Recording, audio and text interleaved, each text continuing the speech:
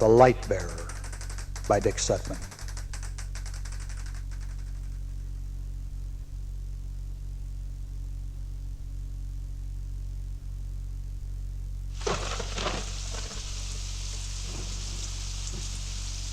Lightning slashed the night sky, followed by a roll of rumbling thunder that momentarily drowned out the sound of rain pounding on the hood and roof of the speeding car. Behind the wheel, Jeff Lafayette strained to see the curving mountain road through the deluge that furiously assaulted the windshield. The wipers whipped back and forth, leaving only a flash of clarity with each swipe. He hunched closer to the windshield, squinting, clutching the wheel with white-knuckled intensity as he snaked into a curve, side-slipped across the double yellow line, and twisted the wheel in the direction of the skid just enough to bring the car back into his own lane. Thank God no one else is crazy enough to be out here in a night like this, he thought, reducing his speed. Dense trees shot past on both sides of the road, briefly shielding the car from the February storm. The wheels threw up water with the hissing intensity of a pursuing demon. Inside, the windshield was fogging. Jeff tried to concentrate on the road, but his mind conjured analogies between the speed of the car and his inability to control his life, between the storm and his fight with Perrin, the tempestuous emotions that escalated into angry words and a hasty exit. She argued that at the ripe old age of 32, he should be married and find a real job instead of roaming the country as a bar band singer who was never going to make it. Never going to make it. The words echoed like the slow-rolling thunder that growled hungrily through the cuts and canyons. He'd spent his life living on dreams, trying to break into the big time. He fantasized belting out his songs to a stadium of 20,000 screaming souls. Never going to make it. He had to make it. Success was out there, waiting. And he was rushing towards it at 50 miles an hour on a rain-slicked shortcut through the Arizona mountains. Staccato stabs of lightning flashed against the ebony sky like a disco strobe light. The roadside trees, like dancing couples, appeared and disappeared to the pulsing beat of the rain. Rain. Rain. The sign announcing the sharp curve was covered by fallen branches. Jeff was accelerating when he hit the turn. Realizing his mistake, he slammed his foot on the brake and clutched in frozen horror as the car hydroplaned over the rain-slicked surface into the guardrail. The aluminum railing buckled and snapped, launching the vehicle into an ascending arch out over the treetops, into a timeless space between reality and disbelief, before falling 100 feet into the storm-swollen creek below.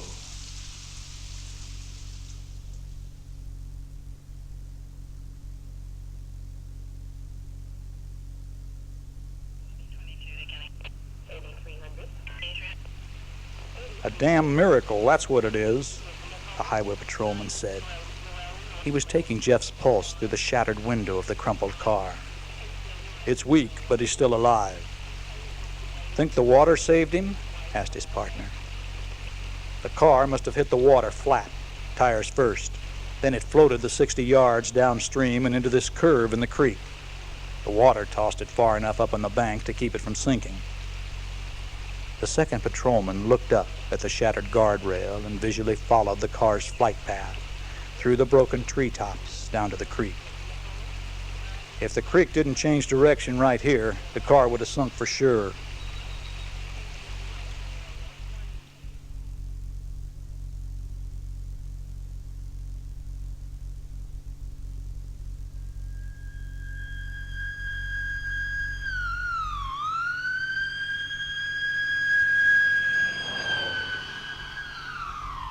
Jeff awakened in Prescott General Hospital, to see Perrin McKinley sitting beside his bed staring blankly at a magazine. She didn't realize he'd opened his eyes, and he stared at her, trying to figure out where he was and why his girlfriend was so fuzzy. Even Fuzzy, the raven-haired, green-eyed woman, was beautiful. Even sitting there in that weird white toga. He attempted to shake his head to clear the vision. A mistake. His moan attracted Perrin. Jeff! Jeff! Oh, thank God! Nurse! The nurse rushed into the room, followed by another. Soon a doctor was there. Somebody asked Perrin to leave. Alaki, Jeff whispered, his voice hoarse and sounding as if it came from far away. You can come back in just a few minutes, the nurse said, taking Perrin's arm and directing her towards the door. It wasn't a few minutes. It was nearly an hour before a doctor entered the waiting room and asked, Did Jeff recognize you? He was a plump, balding man in his early 50s who stood with his shoulders back and his stomach jutting forward. His manner was brusque and businesslike. Is he going to be all right, doctor? The doctor nodded and repeated his question. Yes, Perrin said. He seemed to recognize me. But he said something I didn't understand. One word I didn't understand. He looked at her for a moment. He told me his name is Odin and he lives in Poseidon. When I explained that his name was Jeff Lafayette and he lives in Los Angeles, he seemed momentarily confused, then said, Of course. Does that mean anything to you? Perrin shook her head and asked fearfully, He doesn't have amnesia. No. I got him to talk about his life and his career. He said he was en route to Phoenix to play a club date. Is that correct? Yes. The doctor continued. Well, when I asked him about the Odin and Poseidon business, he said it must have been a dream or something, because it seemed so real. Perrin crossed her arms, trying to stop the sudden chill that coursed through her body. She was dressed warmly enough in a Calvin Klein double-breasted blazer, a black turtleneck, and black jeans, but the room seemed to have turned cold. When Perrin re-entered Jeff's hospital room, he was propped up with a second pillow beneath his head. He was still connected to an array of blinking electronic instruments. The IV dripped life-sustaining fluid into his unbroken arm. His head was bandaged, and both eyes were uniformly blackened. You look like a raccoon wearing a turban, Perrin said, attempting to lighten the moment. He smiled faintly. I'm sorry about the fight. Me too, she said, taking his hand. A tear trickled from the corner of her eye as she leaned over and lightly kissed his cheek. How'd you get here, honey? Your driver's license. An LA cop came knocking on my door. At first, I was scared that you were dead. That was 2 days ago. 2 days? I missed the Studio 12 date. Jeff, you won't be picking or singing again for months. Anyway, the band met me at the Phoenix airport. They sat with me in the waiting room for the first day. Where are you staying? He asked, his voice barely a whisper. The local Ramada Inn. There's a bar here called Matt's. The guys picked up a week-long gig backing a local singer, a woman. A woman? Yeah, Jeff, you know, those strange creatures with bumpy chests. Some of them sing. Geez, Alaki. Alaki? Perrin questioned. What's Alaki? You. Your other name in Poseidon. Jeff, I don't know what you're talking about. What's Poseidon? Are you all right? He looked at her for a long moment, confused. He blinked his eyes. I don't know, he finally whispered. It's like I'm two people and I'm drifting back and forth between them. I don't know. He closed his eyes. His pupils flickered beneath the lids until his breathing deepened. The monitoring instruments hummed normally, and Perrin realized he had fallen asleep. She stood looking down at the man she loved. the man she had dated for the last 5 of her 28 years. They had lived together for 11 months. Home was Venice, California, 4 doors from the beach and 2 blocks above the Washington Street Pier. It wasn't a good neighborhood. Hell, it wasn't even a safe neighborhood. But it was a vortex of creativity. Their neighbors were artists, writers, and musicians, all living for their day of discovery. Perrin did not number herself among them. She was a production artist in a Marina del Rey advertising agency. Nobody discovered keyliners, but they made better than average pay and picked up a check on the 1st and 15th of every month. Jeff Lafayette and the Bandoleros played the local L.A. clubs when they could. The Troubadour, the Palomino, and China Club. Once in a while, they opened for name acts at the Roxy. When their agent couldn't line up local work, he sent them on the road. Perrin walked over to the hospital room window as the last remnants of overcast daylight disappeared behind the mountains to the west. Below, the sodium vapor lamps reflected in the shimmering parking lot puddles. She remembered the weatherman had predicted snow in the higher elevations as the rain returned. Wind-sprayed droplets splattered against the window, creating a film of ripples and blurred images.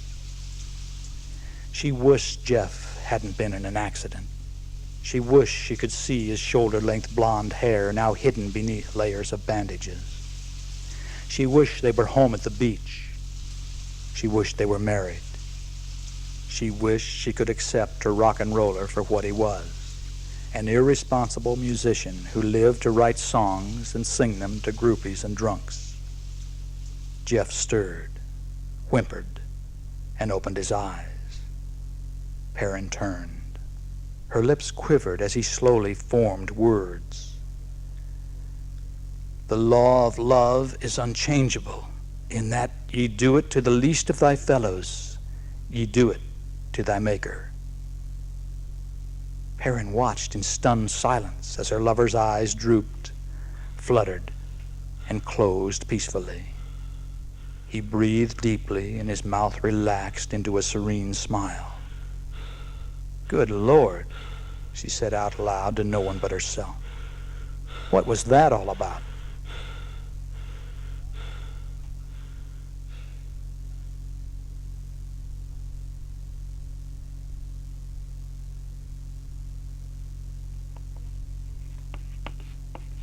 Jeff was sitting up, busily writing in a notebook perched on the food tray elevated over his body, when Perrin entered his room late the following morning. Hi, honey. Have I got a song for you? His voice sounded normal. Beneath the bandages and arm cast, his enthusiasm for life was as evident as ever. Perrin was surprised that the bruises around his eyes had faded to a dull yellow. He thrust the notebook at her. Not before I get a kiss, she teased. She took off her wet raincoat and hung it on a hook in the bathroom before accepting the notebook. As she sat in the chair beside the bed, she lovingly took Jeff's hand. She noted his excited expression, then looked at the words. Transcendence by Odin. We are the power when we combine our thoughts upon a focused line. Om Nama cyclical, draw down the light of the oracle. We transcend the body when we align with the sacred circle beyond time. Om Nama illuminate the expanding power of the holy state. Perrin read the words, then read them again. Jeff, what the hell is going on? Don't you like it? Disappointment shaded his voice. She hesitated. Jeff, you write songs about broken hearts and resentment of authority. In the 5 years I've known you, I've never heard you express a spiritual thought, much less write spiritual lyrics. And who's this Odin getting the writing credits? I'm Odin. You're a Loki, he said, as if there were no question about it. Okay, Perrin replied. I need to talk to the doctor, and right away, she thought. No, you don't need to talk to the doctor right away, Alaki, Jeff said. I'm perfectly all right. In fact, I feel great." Perrin looked at him strangely. "How did you know what I was thinking?" Jeff leaned over and tapped his index finger on the center of his forehead. "I ran a scan line between my mind and yours. It's as common as talking on Atlantis." Perrin shivered and didn't respond. "Honey, everything's great. I spent much of the night accelerating my healing. The concussion's almost handled. It'll take a few more days for my broken arm. Look." He shook his head, threw his arms in the air, then snapped them down and pounded on his chest like Tarzan. Shooting up into a standing position, Perrin stumbled backwards, knocking over the chair. She was about to run out of the room when the doctor walked in.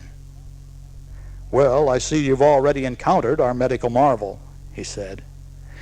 "In all my years of practicing medicine, I've never seen anything like it."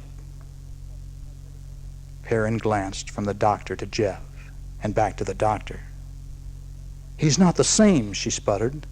"Something weird's happened to him." "It certainly has," the doctor replied. "If I didn't have the x-rays to prove it, no one would believe it. Literally overnight, Jeff's body has accomplished weeks of healing. It's a true miracle."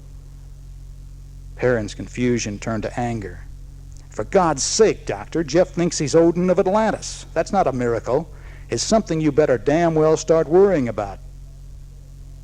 "Well, I must admit we don't understand that yet. But it hasn't seemed to have reduced his contemporary awareness. Just the opposite, in fact."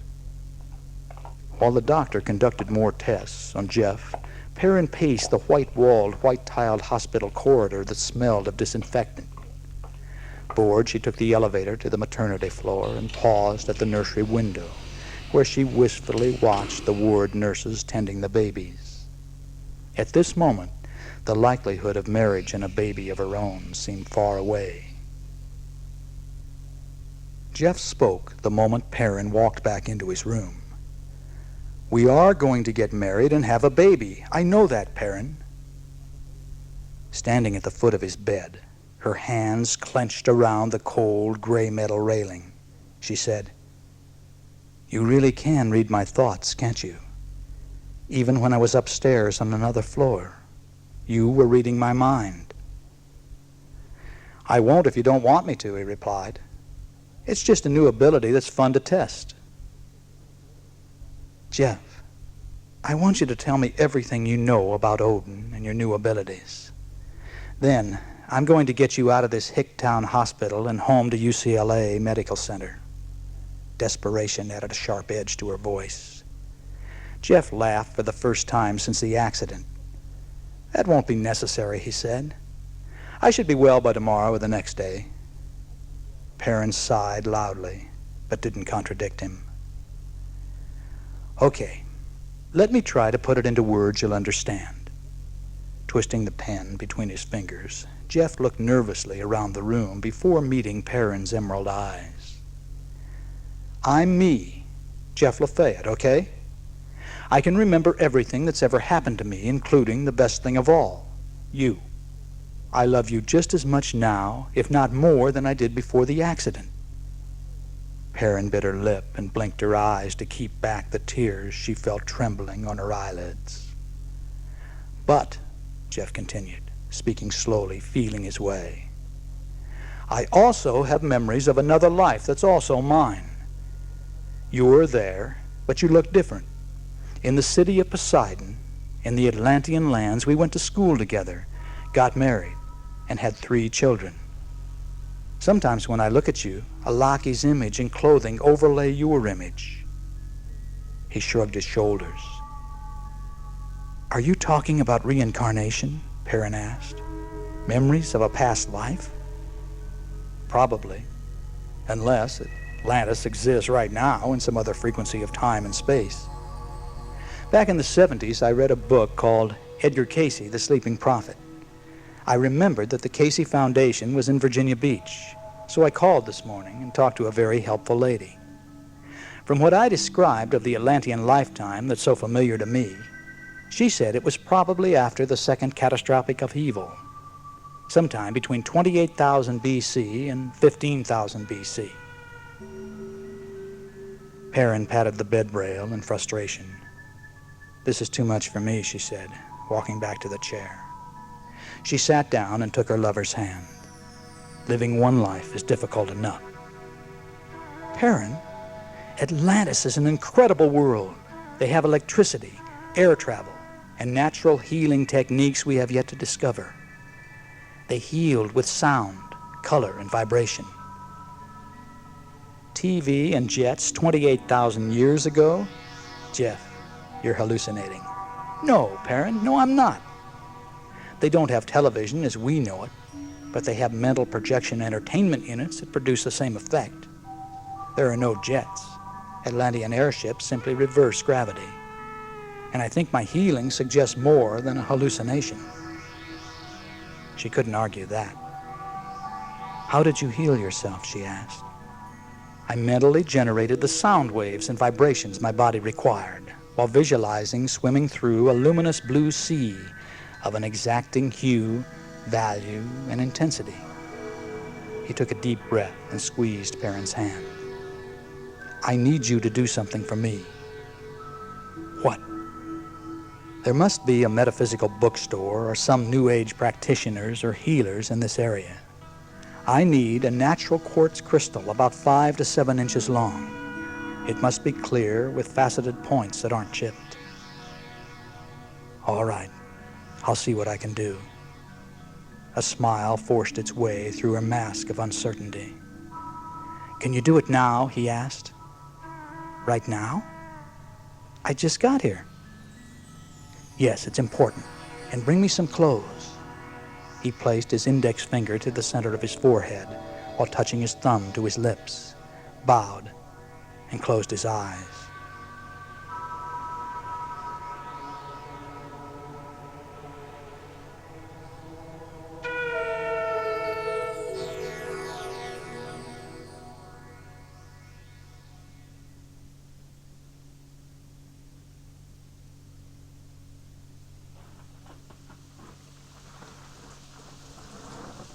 After her first day in Prescott, Perrin decided it was a gray town full of grouchy people, built around a solemn gray granite courthouse on a plaza square. As she pulled her rented Mustang to the curb in front of a statue memorializing the Rough Riders, she noticed the barred windows on the upper floors of the courthouse. According to an article she'd read in the hospital waiting room, the town was the birthplace of rodeo, a mountain community of retirees, cowboys, and transplanted Californians in search of clean air and a better life. From what she'd seen so far, Perrin was sure her fellow Californians had made a terrible mistake. A bookstore was across the street. She searched her purse for parking meter change, dreading to step out into the stabbing rain that seemed to penetrate the windshield in her clothing to chill her soul. The bookstore clerk said the health food co-op on the other side of town carried crystals. Wrong. The co-op manager gave her the name and phone number of a Reiki therapist who lived in Groom Creek, a community higher in the mountains. "What's Reiki?" Perrin asked the manager. The woman was about Perrin's age and wore wire-rimmed circular glasses, no makeup, and an unbelted flower-print sack dress that disguised the shape of her body. Her streaked blonde hair hung straight to her waist. Perrin's long hair was styled in the latest LA fashion. Her makeup was fashion model perfect. She wore a Da Vinci raincoat over a blue silk crepe blazer, a white blouse, black straight-legged pants, and black boots. The two women looked as if they belonged to different races. Reiki is an ancient Tibetan science of energy amplification. It's a way to access and transmit healing. "People can really do that?" Perrin asked. The woman nodded. "I'd call Chanel first. You can use the phone on the wall." Chanel O'Connor said she had high-quality quartz crystals in the required lengths. "I don't have another Reiki appointment for a couple of hours. I'm only 20 minutes away, so why don't you come on up?" Perrin quickly scrawled the directions on a co-op craft paper bag.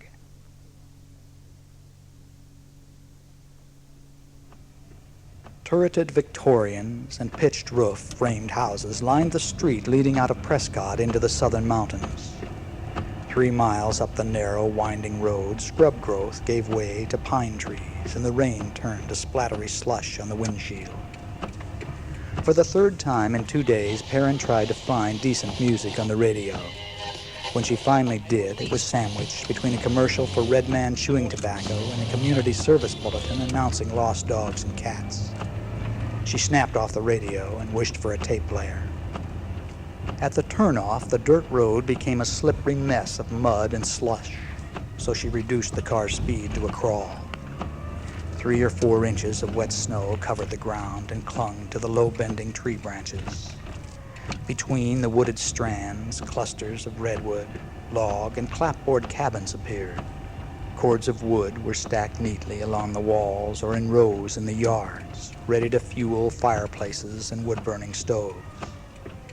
White smoke curled lazily from the cabin chimneys before dissipating into the dark, cloud-shrouded sky. The oversized rural mailbox said Chanel O'Connor. Beneath the name, the word Reiki was painted in large letters, and beside it was a strange symbol. Perrin pulled into the driveway, got out, and walked up the steps to the porch of the 2-story redwood house. The air smelled wonderfully of pine woods and burning logs. "You must be Perrin. Please come in," said Chanel O'Connor as she opened the door. She looked 40-ish, her quiet oval face enlivened by a friendly smile. Her medium-length brown hair was windblown, and she was dressed in a bulky green sweater, brown cord pants, and men's work boots. "I was brewing some herbal tea. Like some?" Chanel asked as she took Perrin's raincoat and pointed her towards one of the overstuffed chairs, forming a half circle in front of the stone hearth and fireplace. A log fire hissed and crackled in welcome. "Thank you. I'd love some tea." Rough-sawed redwood planks formed the walls of the living room. Macrame plant holders filled with overflowing greenery hung from the corners of the ceiling, the pots twisting slowly in response to the fireplace draft. A lighted display of crystals covered the wall above a Spanish desk. Red, orange, and yellow stained glass windows with crystal inserts cast a warm glow over the room. The picture window framed a snow-capped mountain in the distance. "So you're interested in crystals," Chanel said, handing her guest a mug of steaming tea. She sat in the chair next to Perrin. The tea smelled deliciously of orange and cinnamon. "I don't know anything about crystals," Perrin replied. "My boyfriend wants one." "You don't look like you're from around here," Chanel said. "L.A." "I should have guessed." Chanel nodded and smiled. "What is an L.A. woman doing in the Groom Creek Mountains looking for crystals?" Perrin liked her. She explained about Jeff's accident, but didn't mention Atlantis. After several minutes of conversation, Perrin asked, "Do you believe in reincarnation?" "Of course. I'm too logical not to." "Logical?" Perrin asked curiously. "Karma and reincarnation is the only belief system that could possibly explain all the injustice and inequality in the world. Organized religion certainly can't." They were nearly through their second cup of tea by the time Chanel finished her dissertation on reincarnation. Fascinated, Perrin decided to confide Jeff's experiences to her. "Just like Peter Hurkos," Chanel replied. Perrin looked at her blankly, not recognizing the reference. In the 1940s, Peter Hurkos fell 50 feet from a ladder and fractured his skull. While recovering in the hospital, he discovered he was clairvoyant. He knew things about his fellow patients. Later, he worked with the police to help solve over 50 murders, including the Boston Strangler case. Perrin interrupted. "But Jeff isn't psychic. He thinks he's two people." "No, he's just remembering a past life, Perrin, and he's drawing upon ancient awareness to heal himself in the present." Chanel settled back in the chair and propped her feet on the stone hearth. "He wants the crystal as a power source," Do you think he can use it to further accelerate the healing? Perrin asked. Very likely. Chanel rubbed her temples. All your past life memories are recorded in the memory banks of your subconscious mind. Usually, they can only be accessed through hypnotic regression or in dreams. But Jeff's auto accident released his awareness of a lifetime on the lost continent. Perrin nodded, still confused. And you're there too. You might even be soulmates. I'll bet when you met Jeff, it was an electric experience. For both of us. We both took one look at each other and we both knew it was going to happen. Perrin smiled to herself at the warm memory. I hope Jeff doesn't have any of the dangerous knowledge, Chanel said. Metaphysicians believe it was an amplified crystal power that destroyed the Atlantean civilization.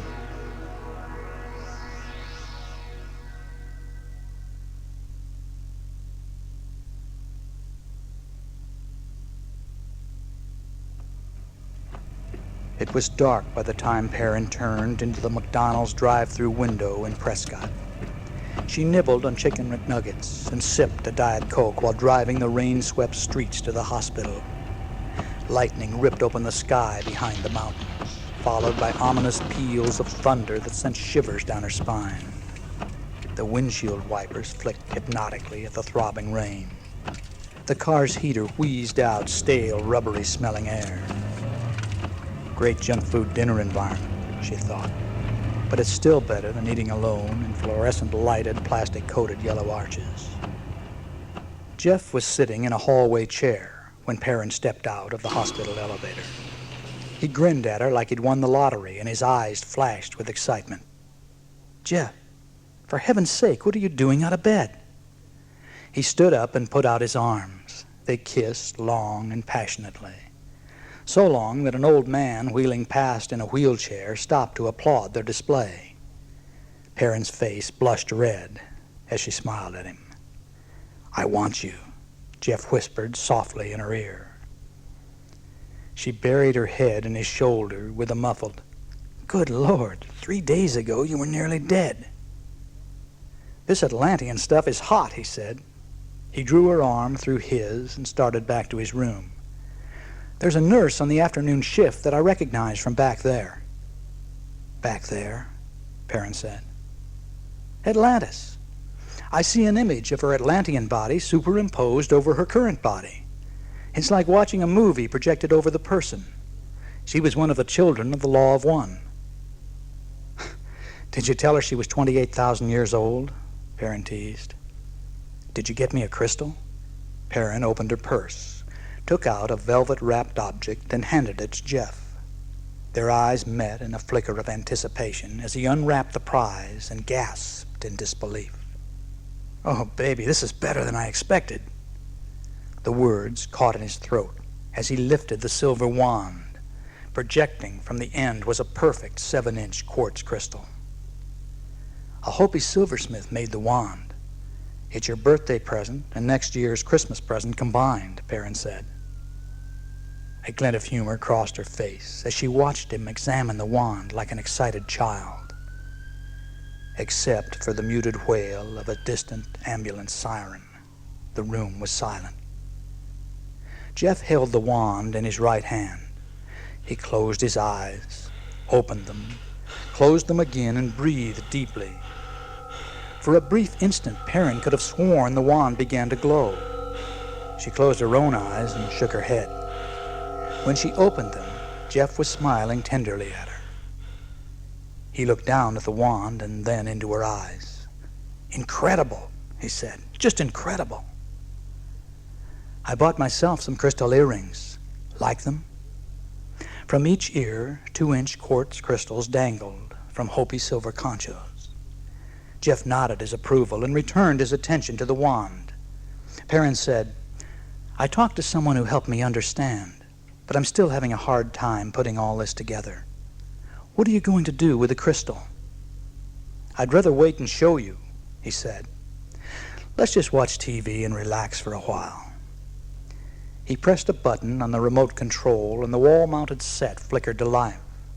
He quickly flipped through the channels to MTV, where the thundering guitar riffs were paced with quick-cut visuals of long-haired young men on a smoky stage. Perrin scooted her chair closer to the bed so she could lay her head on the mattress and hold Jeff's hand. They'd been watching Headbangers Ball for a half hour when the long-haired VJ announced an environmental news report. An animated chart explained the benefits of recycling aluminum cans. Perrin closed her eyes and was nearly asleep when she noticed Jeff squeezing her hand tighter and tighter. It was beginning to hurt. She jerked free, but he didn't even notice. "It's Kezar reborn," Jeff growled. "A son of Belial. God help us." Perrin looked at him. "Jeff, snap out of it. I'm getting real sick of this weirdness." "God help us," he said again. The silver rod was clenched in his right hand, the crystal pulsing a light blue, slowly intensifying in color. Perrin stared in disbelief. Jeff was scrutinizing the man on TV. "Then, this afternoon, Senator Charles Ames spoke to the Concerned Citizens Committee about his plan to build a solar laser power generator in the San Joaquin Valley." The cameras panned the crowd of people carrying American flags, then cut to a medium close-up of a ruggedly handsome white-haired man in his mid-50s who punctuated his words with vehement gestures. "The generator will provide clean power and set a new standard of environmental safety." "No!" The words skirled balefully out of Jeff's mouth. He raised the silver rod and the air crackled with electricity as the crystal pulsed luminescent blue. A barely audible hum seemed to emanate from everywhere, growing louder until it became a shrill whine that made Perrin's head hurt. She covered her ears, backing up until she felt the icy window against her back. Outside, a flash of lightning eerily projected her shadow in the rivulets of rain under the walls. She shivered uncontrollably. "No!" Jeff growled again, pointing the rod at the TV screen. A jagged, phosphorescent blue blast shot out of the crystal with a crackling hiss. The TV screen exploded. Slivers of shattered glass and plastic showered the room and ricocheted against the window. Smoking fragments landed in Perrin's hair and on her clothing, their heat scorching her skin. She shook herself violently, clawing at her hair as she stumbled away from the window and into the corner where she huddled against the walls. The air stank of ozone and burned plastic. A smoky cloud floated over the scene like a malevolent apparition attempting to take physical form. A nurse burst through the doorway and into the room. "What happened?" she shouted. "Are you all right?"